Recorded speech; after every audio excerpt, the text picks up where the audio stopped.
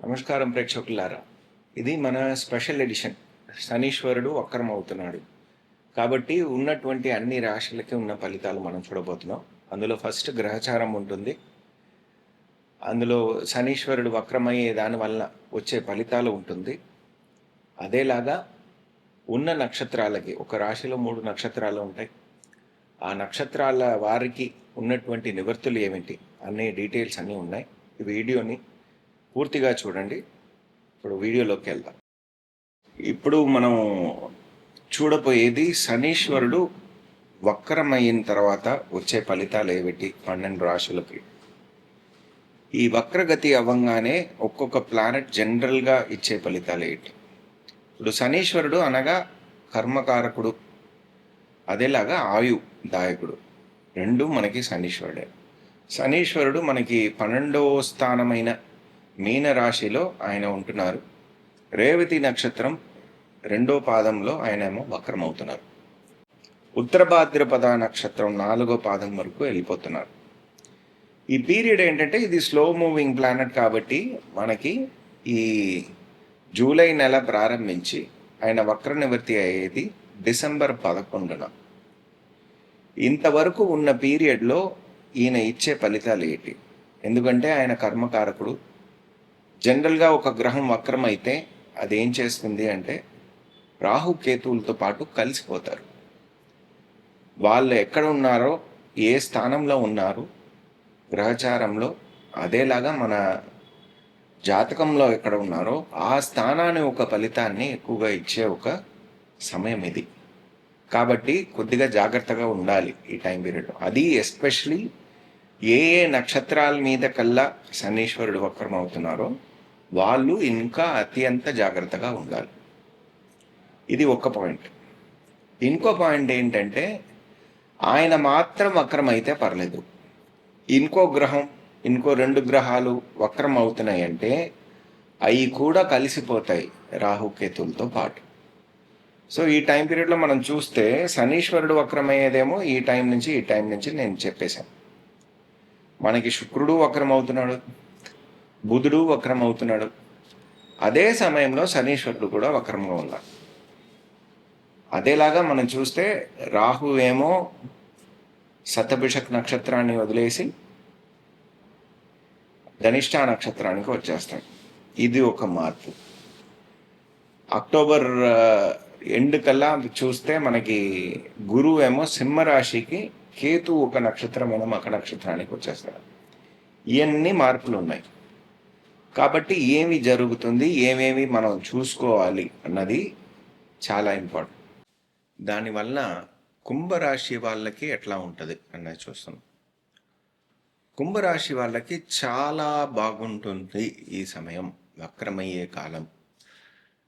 మనకి 26 జూలై నుంచి ప్రారంభించి డిసెంబర్ 11 వరకు ఉన్నంత సమయం చాలా బాగుంటుంది. ఎందుకంటే మీ జాతకంలో, మీ గోచారంలో, మనకి ఇప్పుడు ఉన్నటువంటి గోచారంలో చూస్తే వక్రంగా ఉన్నటువంటి ఒక గ్రహం అక్కడ ఉంది. ఆ రాశి ఒక అధిపతి అయిన శనీశ్వరుడు వక్రమవుతున్నాడు. కాబట్టి ఫలితాలు మీకు రావాల్సినటువంటి విషయాలు ఏమేమి రాలేదో అవన్నీ ఇప్పుడు వచ్చే సమయం అన్నది మనం అర్థం చేసుకోవాలి. ఇప్పుడు రేవతి నక్షత్రంలో ఉన్నంత వరకు ఆయన రేవతి నక్షత్రం 2వ పాదంలో మనకి వక్రమవుతున్నాడు. వక్రం అయ్యేటప్పుడు మనకి 20వ తారీఖు ఆగస్ట్ వరకు ఆయన 2వ పాదంలో వక్రంగా ఉంటాడు. అప్పుడు శుభ ఎక్స్పెండిచర్స్ అన్నది ఉంటుంది. బేసిక్గా ఒక శుభకార్యాని కోసం ఒక ఎక్స్పెండిచర్ అన్నది 100% ఉంటుంది. ఆ స్థానాన్ని ఇప్పుడు గురువు కూడా మీకు 12వ స్థానాన్ని చూస్తున్నారు కాబట్టి శుభ ఎక్స్పెండిచర్ అన్నది ఉంటుంది. అదేలాగా ఆయన మళ్ళీ 1వ పాదానికి వెళ్ళిన తర్వాత, అది మనకి అక్టోబర్ 9 వరకు ఉన్నంత సమయం మనకి రావాల్సినటువంటి మంచి విషయాలు, మన హెల్త్ బెటర్ అవ్వడం, మనకు ఒక రికగ్నిషన్ రావడం, ఇటువంటి విషయాలు అన్నీ జరుగుతుంది. బేసిక్గా శనీశ్వరుడు 2వ స్థానంలో మీకు వక్రం అవుతున్నాడు కాబట్టి ఫ్యామిలీ సిచ్యువేషన్స్ అన్నీ బెటర్ అవడం, ఫండ్ సిచ్యువేషన్ అంతా బెటర్ అవడం, అదేలాగా మనకి బేసిక్‌గా యాన్సెస్ట్రల్ ప్రాపర్టీ రిలేటెడ్ విషయాలు ఏదైనా ప్రాబ్లమాటిక్‌గా ఉంటే అయన్నీ బెటర్ అవ్వడం. ఇండైరెక్ట్ సోర్స్ ఆఫ్ ఇన్‌కమ్ ఏది రావాలో మీకు రావట్లేదు అన్నటువంటి విషయాలన్నీ మళ్ళీ రావడం. ఇటువంటి విషయాలన్నీ ఈ సమయంలో జరుగుతుంది. అందులోనూ మనకి శనీశ్వరుడు వక్రం కాగానే మీకు 3వ స్థానమైన మేషరాశి కూడా మీకు సపోర్టివ్‌గా వస్తుంది. కాబట్టి మీరు ఏ కొత్త ప్రయత్నాలు ఏం చేసినా అందిట్లో అంతా సక్సెస్ వచ్చే అవకాశం. మీ మనస్థితి అన్నది స్టడీ అయిపోతుంది. అదేలాగా మీకు రావాల్సినటువంటి సపోర్ట్ సిస్టమ్ అంతా వస్తుంది. ప్రాపర్టీ సేల్ వలన లాభాలు వస్తుంది. అదేలాగా ప్రాపర్టీ కొనడానికి కూడా ఒక ఆపర్చునిటీ అన్నది వస్తుంది.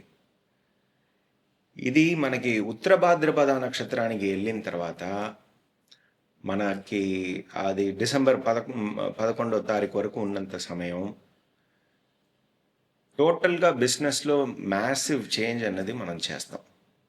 బిజినెస్లో ఒక ప్రాఫిట్ రావడం, బిజినెస్లో ఏమేం మార్పులు చేయాలో చేయడం, టెక్నాలజికల్ ఇంప్రూవ్మెంట్స్ ఏమేమి చేయాలో చేయడం. అదేలాగా మనకి అక్టోబర్ నుంచి నవంబర్ వరకు ఉన్నంత సమయం బుధుడు వక్రం అవుతున్నాడు, అదేలాగా శుక్రుడు వక్రం అవుతున్నాడు.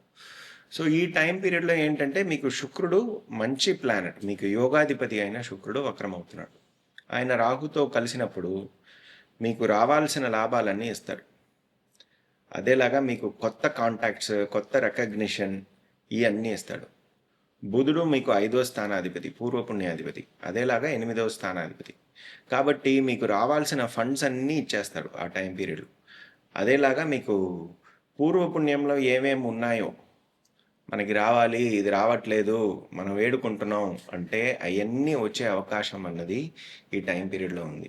ఈ వక్రమయ్యే పీరియడ్ అన్నది అందరికీ కొద్దిగా బెదిరింపుగా ఉండొచ్చు, కాకపోతే కుంభరాశి వాళ్ళకి అత్యంత ప్రాఫిటబుల్ టైం అన్నది మనం చెప్పచ్చు. సో ఇది బేసిక్గా డివైడ్ చేస్తే గనక మోస్ట్ ప్రాఫిటబుల్ టైం అనేది 3 అక్టోబర్ నుంచి 14, 24 నవంబర్ వరకు పెట్టుకోండి. ఈ టైం పీరియడ్ మీకు మోస్ట్ ప్రాఫిటబుల్ టైంగా ఉంటుంది. కాకపోతే ఒక్క విషయం కాషియస్గా ఉండాలి. ఏమిటి అంటే మనం ఆరోగ్యం మాత్రం మీరు అతి జాగ్రత్తగా చూసుకోవాలి. ఆరోగ్యపరంగా ఏదైనా ప్రాబ్లమ్స్ ఉంటే కనుక అది మాత్రం మీరు చూసుకోవడం చాలా చాలా ఇంపార్టెంట్. ఇందులో ఒక విషయం ఏమిటంటే మనకి రాహు శతభిషక్ నక్షత్రాన్ని వదిలేసి ధనిష్ఠా నక్షత్రానికి వచ్చేస్తారు అక్టోబర్లో. వచ్చిన తర్వాత మనకి బిజినెస్ పరంగాను అదేలాగా మనకి రావాల్సిన భాగ్యాలు ఏమేమి ఉన్నాయో అవన్నీ వస్తాయి. మేజర్గా ఫారిన్కి వెళ్ళి చదువుకోవాలి అనుకునే వాళ్ళకి ఆపర్చునిటీస్ వస్తుంది 100%. అది ఫారిన్కి వెళ్ళాలి అనుకునే వాళ్ళకి ఆపర్చునిటీస్ వచ్చేది ఫస్ట్ పీరియడ్ మనకి వచ్చేదేమో ఆగస్ట్ 20వ తారీఖు వరకు ఉన్న సమయం 100% వస్తుంది. సెకండ్ ఫేజ్లో వచ్చేది ఎప్పుడు అంటే మనకి అక్టోబర్ నెలలో వచ్చే టైంలో ఇదే భాగ్యం అన్నది వీళ్ళకి వస్తుంది. థర్డ్ ఫేజ్లో మనకి వచ్చేది ఎప్పుడంటే డిసెంబర్ 11వ తారీఖు వరకు ఉన్నంత సమయం వీళ్ళకి ఆ ప్రాఫిట్స్, ఫారిన్కి వెళ్ళి చదువుకోవాలి దానికి ప్రయత్నిస్తున్నాను అనే వాళ్ళకి వచ్చే ఇదంతా వీళ్ళకి వస్తుంది. శుభ ఎక్స్పెండిచర్ ఉంది, ఇన్కమ్ పాసిబిలిటీ బెటర్ అవుతుంది, ఫ్యామిలీ పరంగా ఉన్నటువంటి విషయాలు బెటర్ అవుతుంది, యాన్సిస్ట్రల్ ప్రాపర్టీ అనేది తగ్గే అవకాశం ఉంది. అదేలాగా ఇన్ని రోజులు మీరు ఏం ప్రయత్నిస్తున్నారో అవన్నీ ముందరికెళ్ళే సాధ్యత అన్నది ఈ టైం పీరియడ్లో ఉంది. గోల్డెన్ పీరియడ్ అనేది అక్టోబర్ నుంచి నవంబర్ 15th వరకు పెట్టుకోండి. ఈ టైం పీరియడ్ చాలా బాగుంది. మీకు బేసిక్ రెమెడీ అని చెప్తే పూర్వభద్రపద నక్షత్రం వాళ్ళకి నేను ఆల్రెడీ చెప్పేశాను. శతభిషక్ నక్షత్రంలో పుట్టిన వాళ్ళు వెళ్ళాల్సిన క్షేత్రం తమిళనాడులో నాగపట్నంలో ఉంది శ్రీ అగ్నిపురీశ్వర టెంపుల్. ఇది అగ్నిదేవుడికి శాప విమోచనం ఇచ్చినటువంటి ఒక ఆలయం. ఇది మనం వెళ్ళాలి. శతభిషక్ నక్షత్రం ఉన్నప్పుడు ఈ ఆలయానికి వెళ్ళి రావడం, అది మనకి పొద్దున 6 నుంచి 7 లోపల స్వామిని దర్శించి రావడం, ఏదైనా పూజకి కావాల్సిన సామాగ్రి ఏదైనా తీసుకొని వెళ్ళడం, అక్కడ ఒక 48 నిమిషాలైనా ఉండి రావడం మీకు మంచి రిలీఫ్ అన్నది 100% ఇస్తుంది. ధనిష్ఠ నక్షత్రానికి మీరు తమిళనాడులో కోరిక్కై కోరిక్కై అని కూడా చెప్తారు.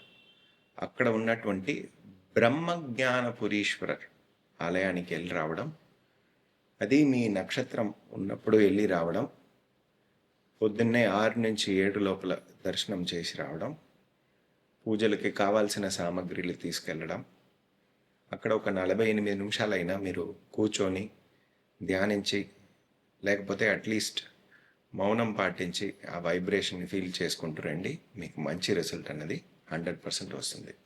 ధన్యవాదాలు.